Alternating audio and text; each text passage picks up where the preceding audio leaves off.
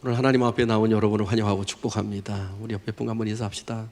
사랑합니다. 잘 오셨습니다. 할렐루야. 예, 눈빛으로는 말씀에 많은 은혜 받으세요. 그렇게 전하시기 바랍니다. 예, 제가 목소리가 조금 섹시하죠? 약간 코맹맹 소리가 나지요? 지난 주간에 조금 바쁘게 좀 지냈습니다. 예, 월요일 날도 조금 바쁘게 우리 부모님을 모시고 또 병원도 또 이렇게 왔다 갔다 하다 보니까 했고 또 신방과 여러 가지 일들이 겹쳐 있었는데요. 몸살이 오고 감기가 왔어요. 근데 사실은 감기가 오지 않도록 제가 노력을 참 많이 합니다. 비타민도 먹어주고요, 종합 영양제도 먹어주고요, 뭐 이것저것 먹어주는데 그래도 이 감기가 오니까 이거 당하지 못하겠더라고요. 제가 그러면서 생각을 해봤습니다. 우리 믿음의 성도들이 죄 짓지 않고 살기 위해서 부단히 애쓰고 노력을 하는데 내 마음대로 되지 않고 이것이 어느 순간 내 속에 쑥 들어와서 이 감기처럼 또아리를 틀고 앉아 있겠구나 하는 생각을 해보았습니다. 어떤 분은 목사님하고 통화 중에 그러더라고요. 아까 제가 말씀드렸듯이 아이고 이 목사님 목소리가 섹시하네, 그러는데 감기 들려서 섹시한 게 어디 있습니까? 그죠? 고통스럽지? 죄 짓고 나면은 그것이 사람들에게 그것이 기쁨이 될 수 없고 그것이 사람에게 늘 마음의 고통을 가져다 주잖아요. 이처럼 이런 죄는 내가 원하지 않는데도 내 속에 감기처럼 쑥 들어오는데요. 근데 이것을 잘 모르는 사람들이 있어요. 50대 한 남성이 있었습니다. 이 남성은요, 헬스를 다녀가지고 근육이 알통이 울퉁불퉁 나옵니다. 또 수영 다니지요, 조기 축구에 나가지요, 테니스 하지요. 하여간 운동이라는 운동을 다 하는 분이었어요. 그런데 어느 날 다른 사람이 이렇게 보니까 얼굴이 노리끼리하고 귤 많이 먹은 사람처럼 그렇게 황달이 오는 거예요. 그래서 아니 왜 이렇게 얼굴이 노라냐고 병원에 한번 가보라고. 이분이 무슨 소리냐고, 별 문제 없다고, 보라고 그러면서 이 사람이 병원을 가지 않습니다. 그런데 얼마 있다가 너무나도 눈도 노래지고 얼굴도 노래지니까 어쩔 수 없이 병원을 찾아가게 되었습니다. 병원에 찾아가서 건강 검진을 받아보니까 이 사람 위암이 3기가 지나가고 그리고 이것이 전이가 돼서 췌장까지 이게 전이가 돼가지고 이게 췌장에 이 암이 오니까 이게 황달기가 몸에 번지기 시작한 거예요. 근데 이분은 자신 딴에는 얼마나 건강하다고 여겼는지 병원을 의료보험조합에서 가봐라 그래도 가보질 않았던 사람이에요. 어떤 70대 어르신은 이분은 어떤 분이 있느냐 하면은 한 번은 딸네 집에를 가다가 그만 이 교통사고로 인해서 크게 부상을 입었습니다. 부상을 입으니까 앰뷸런스가 막 달려와서 이분을 즉각적으로 병원을 옮겼어요. 뇌진탕도 있고 그리고 이 장기도 이 파손돼 가지고 어려운 가운데였습니다만 즉각적으로 앰뷸런스의 조치와 간 그것 때문에 이분은 빨리 조치를 취해서 그 교통사고로부터 문제를 해결받고 건강을 다시 되찾았습니다. 여러분 이처럼요, 우리가 어떠한 육신적으로 고통이 왔을 때, 질병이 왔을 때 빨리 의사를 찾아가야 된다는 것이죠. 오늘 본문에 보면 예수님께서 그런 말씀을 하셨습니다. 병든 자에게라야 누가 필요하다? 의사가 필요하다. 의인은 병자가 아니에요. 그러나 자기 스스로 죄인이라고 그렇게 여겼던 사람들이 누구냐? 이것이 병든 사람이다 라고 주님이 이야기해 주고 있습니다. 그렇게 이 아픈 사람이 의사가 빨리 찾아가는 것이 필요하듯이 오늘 바로 우리도 예수님을 의지하고 오늘 찬양처럼 그리고 빨리 주님께로 나아가야 될 줄로 믿는 것입니다. 그런데 여러분, 이 의사도 잘못된 의사를 찾아가는 사람들이 있어. 무당을 찾아가기도 하고 그리고 이상한 사람을 만들어 놓은 형상을 찾아가서 자신의 문제를 내려놓는 사람이 있어. 여러분, 참 의사는 말씀으로 우주 만물을 창조하신 그 하나님의 아들 우리 구주 예수 그리스도를 만나고 찾아야 될 줄로 믿습니다. 여러분, 이분이 참 의사라고 하는 얘기예요. 여러분, 예수님은 참 목자가 되신다 그래서 이 목자는 자기 양을 위해서 목숨을 거는 사람이라고 했어요. 또한 예수님은 참 의사가 되어 주십니다. 어떤 사람이 범인이 경찰에게 쫓깁니다. 막 쫓기다가 막다른 골목에 이르르니까 칼을 빼들고 경찰과 막 대치를 합니다. 그리고 경찰이 무기 내려놓고 그리고 손을 뒤로 머리를 올리라고 해도 엎드리라고 해도 말을 안 듣는 거예요. 그리고 막 칼을 휘두릅니다. 칼을 휘둘리다 보니까 이 경찰이 옆구리도 찔리고 그리고 팔다리 여기저기 찔리는 거예요. 도무지 안 되니까 이 총으로 공포탄을 쏟아도 안 되니까 그대로 이 범인을 향해서 너무나도 급박하게 달려오니까 그만 이 가슴을 향해서 총을 쏴버렸어요. 보통 다리를 향해서 총을 쏴야 되는데 이 범인이 중상을 입고 그 자리에 쓰러집니다. 그런데 이 경찰도 옆구리에서 피가 콸콸 나옵니다. 이 두 사람이 앰뷸런스에서 병원에 실려갑니다. 근데 병원에 실려가는데 인턴 두 사람이 서 있다가 이야기를 하는 거예요.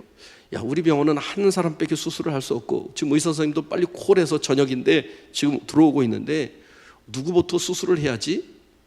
당연히 경찰부터 수술해야지. 범인 저 사람은 무슨 수술을 해? 그리고 한 사람이 이야기합니다. 마침 의사가 도착을 합니다. 그런데 의사 선생님은 이렇게 쭉 환자를 살펴보더니 빨리 저 환자를 들여보내라는 거예요. 범인이었던 사람, 죄인이었던 사람을 먼저 들여보내라는 거예요. 그래서 이 인턴이 묻습니다. 아니 보세요, 저 사람은 범인이고 저 사람은 경찰인데 저 경찰부터 치료해야 될 것 아닙니까? 그랬더니 의사는 범죄자로 보이는 것이 아니라 사람으로 보인다. 저 사람이 더 중상을 입고 있기 때문에 저가 더 급박한 것이다. 여러분, 이 사람이 참 의사예요? 의사가 아니에요? 참 의사라는 거예요. 경찰은 응급조치만 하고 좀 수술을 대게 해도 된다는 거예요. 어느 피부과 의사를 이 알러지가 생겨서 막 뭐랄까요, 막 온몸에 두드러기가 한 사람이 생겨가지고 한 목사님이 병원을 찾아갔어요. 병원에 찾아갔더니 의사 선생님이 생글생글 웃으시면서 얼마나 반겨 맞아주는지 모르겠어요. 그래서 의사 선생님이 제가 이런저런 여차저차해서 막 이렇게 막 두드러기가 났습니다. 그랬더니 의사 선생님이 그러냐고, 정말 공감해주고 얼마나 가렵고 고통스러우냐고 다 이야기해 주는데 이 똘망똘망한 눈으로 바라보시면서 그렇게 눈썹을 이렇게 팔자 눈썹으로 내리면서 아이고 고통스럽겠다고 이야기는 해주는데 딱 1분만 진료를 해주고 가보라는 거예요. 제대로 그 두드러기도 보지도 않고. 그런데 자기 아내가, 이 사모님이 또 어떤 일이 생겨가지고 또 이 피부과를 가는데 그 병원 간 것이 아니라 이번에는 좀 허름하고 좀 나이도 많은 그러한 의사 선생님이 계셨어요. 갔더니 그 상처 부위 그 부분을 보여달라 하고 왜 이렇게 무슨 원인이 있었는가, 무엇을 먹었는가, 뭐 이런 것들을 자세히 묻더라는 거예요. 그리고 자세히 하고 거기에 따른 여러 가지 그 상황들이 있을 수 있으니까 이렇게 대처하라고 아주 자세히 얘기해 주더라는 거예요. 근데 처음에는 또 쭈삣쭈삣하고 대답을 안 하고 잘 환부도 보여주지 않으니까 막 호통을 치는 거예요. 막 호랑이 같은 의사 선생님이요. 근데 이분이 그런 얘기를 하더라고요. 누구에게 나중에는 진료를 받으러 다니겠어요? 라고 하는 거예요. 여러분, 의사는 어떻게 해요? 최선을 다해서 환자의 이야기를 들어줄 뿐만 아니라 무엇인가 원인을 찾고 그리고 검사를 하고 그것을 해주는 사람이 진정한 의사일 거예요. 여러분, 우리 예수님은 참 의사가 되시는 분이심을 믿으시기를 바랍니다. 할렐루야. 예수님이 이 병든 자에게라야 의원이 필요하다고 말씀하시면서 예수님께서 오늘 본문에서 그런 이야기를 하시잖아요. 사실 그때 당시 유대인들은 예수님을 어떤 법관으로, 왕으로, 그래서 모든 것들을 통치하고 오라가라 하고 무언가를 다 명령을 내리는 그런 분으로 생각을 했어요. 그런데 이 예수님께서는 그 판사봉을 들고서 땅땅땅, 너는 죄인, 너는 의인, 너는 이렇게 잘못했어, 이런 것들을 할 줄 알았는데 그런 예수님이 아니라 자기들과 생각과는 다른 예수님으로 오셨어요. 오늘 본문에 보세요. 예수님께서 길을 가다가 세관에 앉아가지고 세금을 거두는 레위를 발견하게 됩니다. 이 레위는 나중에 누가 되냐면 예수님의 제자 마태가 되는 사람입니다. 그래서 마태복음을 이 사람이 위해서 기록됐다, 보통 성서학자들은 이야기를 하고 있습니다. 그런데 이 사람이 세금을 거두고 있는데 이 세관에 앉아서 세금을 걷는 것을 예수님이 보시고 라고 하는 말이 나와요. 앉아 있는 것을 보시고 라고 나오죠. 그런데 이 앉아 있는 것을 보시고 라고 하는 얘기는 자리를 잡고 거주하다, 거처로 삼다. 이 사람은 거기서 옴짝달싹할 수 없이 지금 세금을 거두는 사람이에요. 바로 이 지역은 헤롯 왕과 헤롯의 그 왕의 아들 둘이 각각 다스리는 나라 경계선상에 있기 때문에 이 통행을 하는 지역에 있었습니다. 그래서 이 지역에서 세금을 거두어서 헤롯에게, 또 심지어는 로마에게 세금을 거두어서 바치는 사람이다 보니까 이 사람은 이 유대인들에게는 아주 적이고, 그리고 손가락질 당하고 죄인이라고 욕먹는 사람이었습니다. 오늘날 말하면 이 사람이 전혀 움직일 수 없는 상황이 뭐와 같으냐 하면, 고속도로 여러분 지나가다 보면 톨게이트에 앉아서 요금을 받는 분들 있죠, 그죠? 요금을 받는 분들 보세요. 그 자리를 떠날 수 있어요, 없어요? 떠날 수 없잖아요. 자기의 의지와는 상관없이 자기가 근무를 하려면 그 자리를 절대로 떠나서는 안 되는 위치에 있는 거예요. 바로 이 레위, 이 세리도 그 자리에서 떠나지 못하고 앉아 있어야 되는 거예요. 여러분, 우리가 삶을 살다 보면 아까 제가 감기가 나도 모르게 왔던 것처럼 내 삶 가운데 나도 의도하지 않았던 죄 가운데 내가 삶을 살아가게 되는 경우들이 허다하다라는 거예요. 나는 의도하지 않았는데, 나는 원하지 않았는데 사탄 마귀가 씨를 뿌리고 와서 그것이 자라서 내가 죄 가운데 그렇게 거할 때도 있고, 그리고 잘못된 자리, 오만한 자리에 앉기도 하고, 그리고 부정한 자리에 앉기도 하고, 나중엔 발을 빼지도 못하고 오도 가도 못하는 그런 상황 가운데 이 세리처럼 그렇게 붙들려 있는 경우들이 허다하다는 거예요. 이 죄성은요, 이렇게 끌어다니는 힘이 있어요. 자석처럼 끌어다니는 힘이 있어. 늪처럼 그곳에 한번 발을 들여놓으면 이것이 결코 빠져나오기가 쉽지 않은 것이 바로 이 죄성이라고 하는 거예요. 아담 이후로부터 우리 죄인들, 인간들에게는 끊임없이 이 죄가 우리를 미혹해 온다라고 하는 사실인 것이죠. 여러분, 이 죄 가운데 있는 사람들에게 정말로 그곳에 앉아서 이러지도 못하고 저러지도 못하고, 사실 레위라고 하는 이름의 뜻은 하나님만이 나의 기업이므로 하나님만을 섬기겠습니다 라고 하는 이름의 뜻이었는데, 이 사람은 오히려 현실은 헤롯을 위해서, 로마를 위해서 섬기는 사람으로 지금 살아가니 자기 민족의 사람들에게 손가락질 당하고 욕을 먹으니 얼마나 불쌍한 인생을 살아가고 있습니까? 그런데 예수님께서 그 사람을 찾아왔습니다. 그리고 레위를 부르십니다.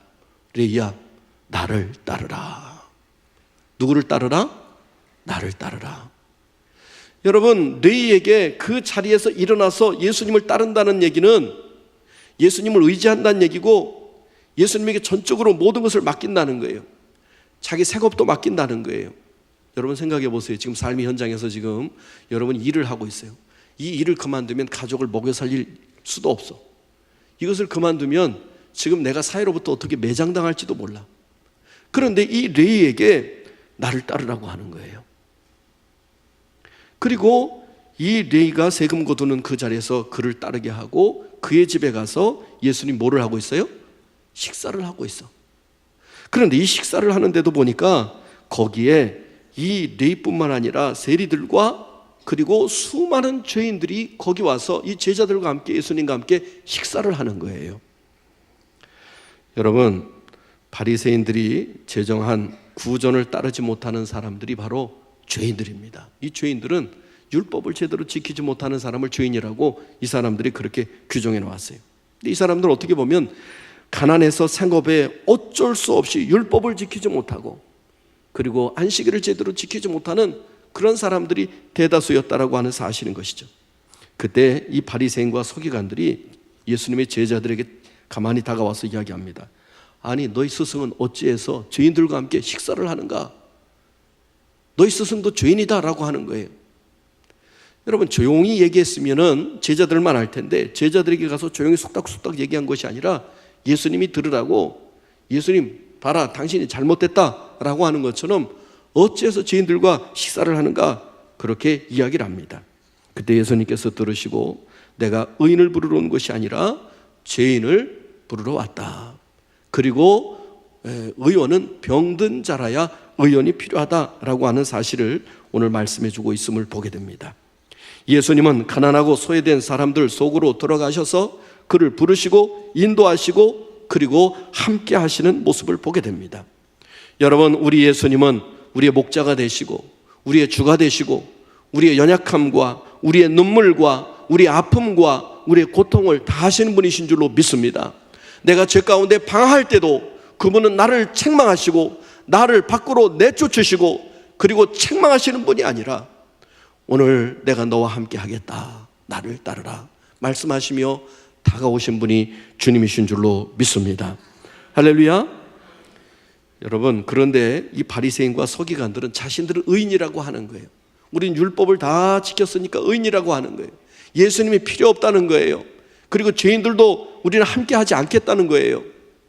여러분, 그거 아세요? 비행기를 타고 제가 쭉 가다 보니까 이 밑을 내려다 보는데 처음에 뜰 때 건물들 뭐 빌딩이나 작은 집이나 체육관이나 여러분 높은 곳에서 바라보니까 어때요?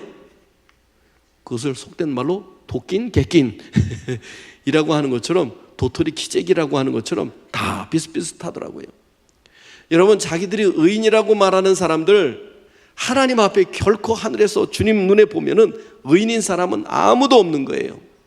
근데 우리 믿음의 사람들이 가끔은 바리새인들과 그리고 이 서기관이 되는 경우들이 많아요. 우리 성도들이 때로는 죄 지은 것을 보면은 막 우리가 손가락질하고 그리고 때로는 그 사람들을 멀리하는 경우가 있습니다. 무시하는 경우가 있습니다. 근데 여러분, 가만히 생각해 보면 우리도 주님께서 똑같이 용서해 주신 구원받은 하나님의 자녀임을 깨닫기를 바랍니다. 우리 지난번에 옆에 광정교회 그 안희한 목사님이 또 와서 설교 부흥회를 인도했어요. 제가 참석을 하고 왔는데요, 우리 교회에서 했던 설교 말씀을 또 한 번 하더라고요. 그 중에 다시 한 번 들으니까 또 또렷이 기억이 나더라고요. 어떤 기억이 나냐 하면 교회 주방을 맡은 그러한 그 권사님이 계셔서 주방장으로서 모든 것을 관리하는 권사님이 한 교회에 있었어요. 그런데 이 교회는 주일날 이렇게 어떤 행사가 있으면 반찬을 해놓으면 이상하게 반찬이 꼭 사라지는 거예요.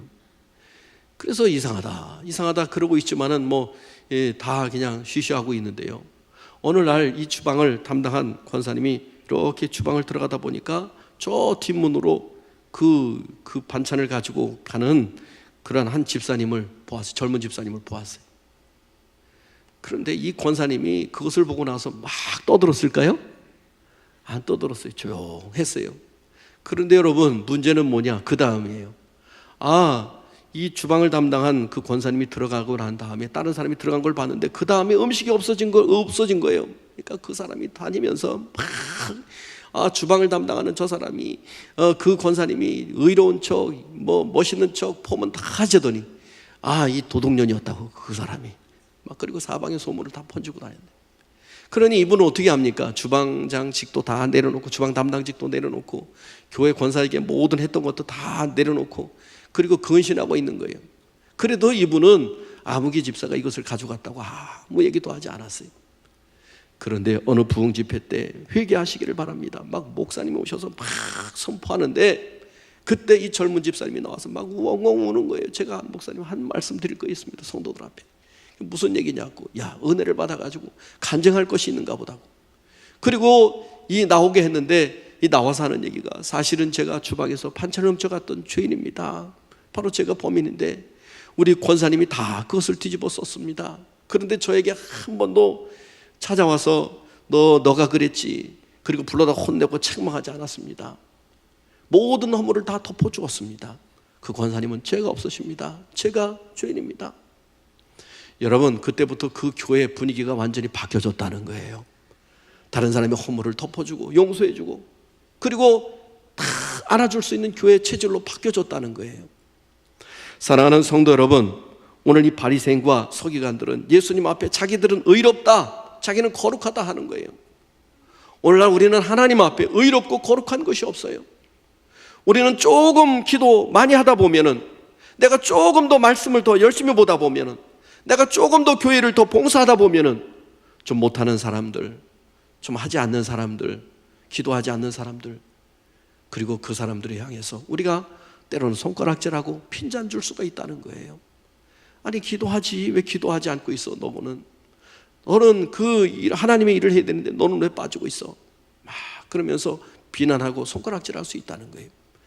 여러분, 예수님은 죄인과 함께 하셔서 나를 따르라 그러면서 그 집에 가서 그들과 함께 먹어줬다는 얘기는 그들과 함께 울어주고 그들과 함께 아파주고 그들을 다 용서해 주시고 다 덮어주시고 그들이 새롭게 변화되도록 역사하셨던 주님의 모습을 우리는 보게 된다라고 하는 사실인 것입니다. 그러고 보면 주님 앞에 바리새인이나 서기관이나 그리고 오늘 세일이나 다 똑같은 죄인이라고 하는 사실인 것이죠. 여러분, 우리는 그러므로 주님 앞에 결코 교만한 사람들이 되지 말기를 바랍니다. 우리는 하나님 앞에 모든 사람들을 똑같이 신실하게 그렇게 대해야 될 거예요. 오늘 새벽 기도에도 이야기했습니다만 우리나라 요즘 가수 중에 제일 유명한 가수들이 세계적으로 유명한 가수가 있어요. 우리 젊은이들은 압니다만 우리 연세 드신 어르신들은 잘 모를 거예요. 방탄소년단이라고 하는 친구들이에요. BTS라고 영어를 쓰는데요. 이 친구들은 지금 대단합니다. 우리가 생각할 수 없는, 상상할 수 없는 일들이 세계에서 벌어지고 있어요. 그들이 유튜브로 지금 그 음악 차트가 나간 거는요, 지금 뭐 수억 명이 지금 그걸 보고 있고요. 그리고 세계적으로 얼마나 유명한지 미국에 지금 순회 공연을 하는데 뭐 수십만 사람들이 모여드는 거예요. 한 번 공연하는데 3만 5천에서 4만 명, 5만 명 정도 이 체육관에 몰려드는데요. 이게 말할 수 없이 몰려드는 거예요. 유럽에서는 막 절도하는 그런 젊은 친구들까지 있어요. 근데 제가 그 노래들 가사를 이렇게 좀 한번 보았어요. 요즘 젊은이들이 있으니까 나도 젊은이 차세대 우리 학생들에게 좀 관심을 갖자. 그래서 이런 것들을 좀 봐보니까요. 그 유엔에 가서도 연설을 하는데 자기 자신을 사랑합시다 라고 하는 그런 연설을 하더라고요. 그리고 이 긍정적인 요소들이 노래 속에 좀 많이 포함되어 있더라고요. 그래서 오늘날 많은 청소년들에게 힘을 주고 용기를 주는 그런 노래가 저들이 어두운 노래 아니면 다른 것에 사로잡힌 것들을 하지 않았으면 좋겠다. 앞으로 저런 노래들을 많이 해서 힘과 희망을 주고 용기를 주면 좋겠다라고 하는 생각을 해보았어요. 여러분, 그렇습니다. 오늘 우리 삶 가운데 우리의 희망과 우리의 소망 되시는 분은 자기 스스로도 아니고 어떤 다른 사람이 아닌 오직 예수 그리스도만이 우리의 유일한 희망자요, 우리의 모든 죄를 사하시는 그분인 줄로 믿습니다. 그러므로 우리는 어떻게 됩니까? 주님의 부르심에 즉각적으로 따랐던 레이처럼 따라야 될 줄로 믿습니다. 죄의 자리에서 주저앉지 말고 이제는 죄를 가감히 끊어버리고 그리고 주님이 기뻐하시는 자리로 나아가야 될 줄로 믿습니다. 여러분, 부정한 자리에 지금 앉아 있습니까? 아니면 여러분 양심에 꺼리끼는 일들이 지금 여러분 삶 가운데 펼쳐지고 있습니까? 아니면 신앙에서 하나님과 멀어져서 지금 영적으로 공고한 상태에 있습니까? 오늘 주님께서 나를 따르라고 말씀하고 있습니다. 이 따른다라고 하는 것은 희생이 필요합니다. 포기가 필요합니다. 따른다는 것은 그분을 절대적으로 의지하는 것이 필요합니다. 때로는 목숨도 시간도 물질도 그분과 함께 하겠다라고 하는 그런 결단이 필요한 거예요.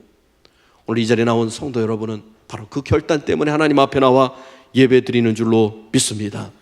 두 번째로, 주님을 따르는 사람들에게는 어떻게 우리가 해야 되느냐? 자기 자신을 제대로 돌아보아야 합니다. 바리새인처럼 교만하게 남을 정죄하지 말고 자기 자신을 제대로 보고, 정말로 주님이 말씀하시잖아요.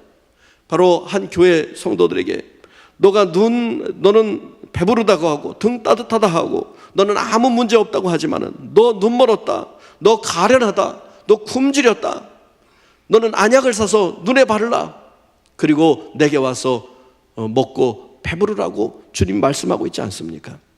사랑하는 성도 여러분, 진정 주님 앞에 온전히 주님만을 따를 수 있는 우리 모두가 될 수 있기를 바랍니다. 오늘 우리가 찬송을 하지 않았습니까? 우리 365장 찬송 가운데 보면 이런 찬송이 있습니다. 가사를 제가 한번 좀 읽어드릴게요. 마음속에 근심 있는 사람 주 예수 앞에 다 아뢰어라. 이 사람이 주님 앞에 아뢰일 사람이잖아요. 슬픈 마음 있을 때라도 주 예수께 아뢰라. 눈물 나며 깊은 한숨 쉴 때 주 예수께 다 아뢰어라. 은밀한 죄 내게 있더라도 주 예수께 아뢰어라. 괴로움과 두려움이 있을 때 주 예수 앞에 아뢰어라. 내일 일을 염려하지 말고 주 예수께 아뢰어라. 죽음 앞에 겁을 내는 자여 주 예수 앞에 다 아뢰어라. 하늘나라 바라보는 자여 주 예수께 아뢰어라. 주 우리의 친구니 무엇이나 근심하지 말고 주 예수께 아뢰어라.